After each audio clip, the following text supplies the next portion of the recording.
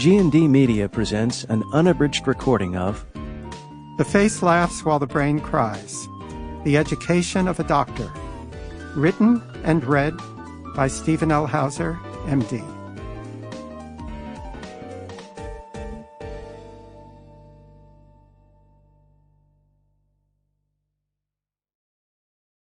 To Elizabeth. Author's Note. Names of patients and details of their life stories have been modified, just enough to protect their privacy without changing the essential elements or impact of their life-altering illnesses. I've also taken literary license in recounting the many discussions quoted throughout the book. Some took place more than half a century ago. All represent my best recollection of the actual dialogue that took place, fortified whenever possible by notes, documents, and photos, and by discussions with individuals who were present at the time. Chapter 1. Andrea. Andrea was 27 years old, a beauty queen from Virginia, and a graduate of Harvard Law School.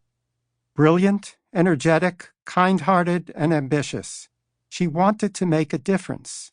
So she chose government service, responding, "No thank you," to the big law firms and their promises of early partnerships and seven-figure salaries. She believed in the power of policy and the law to make a positive impact in people's lives.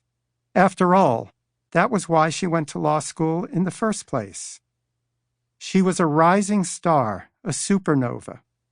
Although she was just a few years out of school, her career had already taken off, fueled by a large dose of talent and a dollop of good luck.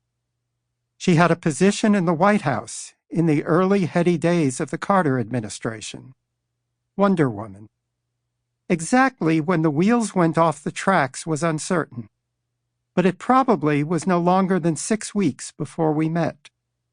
It began with changes in behavior that were entirely out of character. She became chatty, seductive, and socially inappropriate. She showed terrible judgment at work. Word soon spread among her colleagues that something was wrong with Andrea. She was seen by a psychiatrist who suspected a mental disorder, but when counseling failed to reveal a cause and medications didn't help, her family was advised to hospitalize her. But first, the psychiatrist counseled, just to be sure that this wasn't a neurologic problem, maybe Andrea should see a neurologist. Her behavior was so completely out of character, and psychiatric conditions usually don't explode on the scene in this way. Her frightened parents arranged for Andrea to fly to the Massachusetts General Hospital for a consultation with the renowned neurologist Charles Miller Fisher. Later that day, Fisher told me her story. One of the most remarkable cases I've ever seen. Quite astonishing. I heard that she'd be arriving from Washington and told my secretary to have her wait in my office until we finished morning rounds. When I walked in, she was stretched out across the top of my desk, reclining on an elbow, smiling, naked, and dangling a cluster of grapes in her hand. I think that she was reenacting a Roman bacchanal.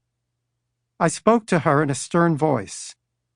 "Please," I said, "immediately get off of my desk and dress. I'll leave, return in a few minutes, and then let's start again as if this never happened." An injured brain can sometimes direct the body to act inappropriately. Fisher taught us to recognize such changes as a reflection of underlying neurologic disease. Similar to paralysis or loss of speech, abnormal behavior can also help localize where a disease is in the nervous system. The best approach in these situations, he'd say, was to strongly encourage better behavior and Sample complete. Ready to continue?